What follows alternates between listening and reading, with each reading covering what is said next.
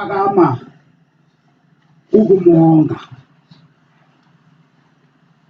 kodwa ngendalo azilingani inkosi, ziyashiyana. Ukuthetha kwazo kuyehluka.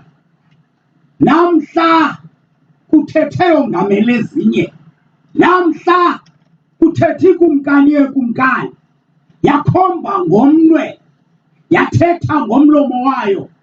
Kwenzeka wavuma umntaka ngubesizwe walandela, ngoba kaloku akufika amaxesha wakugqitya umsebenzi, akuthambeka amalanga, ziyagoduka iintaka, zirhogola imithonyama iinkomo ezimalunda, iigusha ezimadelekwana lilifa lamaqhinga.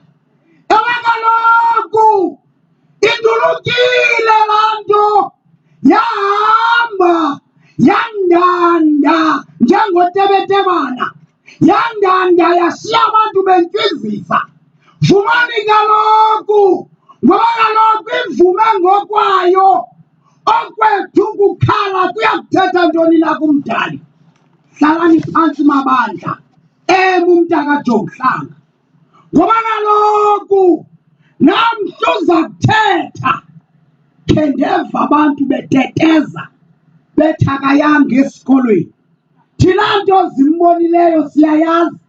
Uyinqingqithile iminyaka eyunivesithi, waphuma sethetha lwimi lumbi. Namhla uza kutolika ulwimi loThixo phezulu, kuba kaloku uyayazi akazibeke kwesi sikhundla, wabekwa ngumdali. Thetha ke ezweni banzi, thetha naba bantu, thetha uhewule. Ilizwe lakokwethu linxunguphele, ihlabathi limaxongo, lifuna abantu abakhonjwe ngumnwe kaThixo. Ngaba siyaphazama na? AsingoThixo na wakukhomba esiswini kunoMosko, asingoThixo na wakhomba uJonghlanga kunoVoti, akukhonjwanga ujonga ilizwe na kwisisu sentombi kaMakhawula. Thetha ke namhla, hlezi uThixo eve, ngoba kaloku uSandile uvumile, wavuma uba kuhambe yena ngoname, ukuze kuthetha abantu abanjengani. Nithi nakube nithethile uThixo eve. uThixo akangekanga amthobele umntu amthumileyo, ukuthumile kuThixo.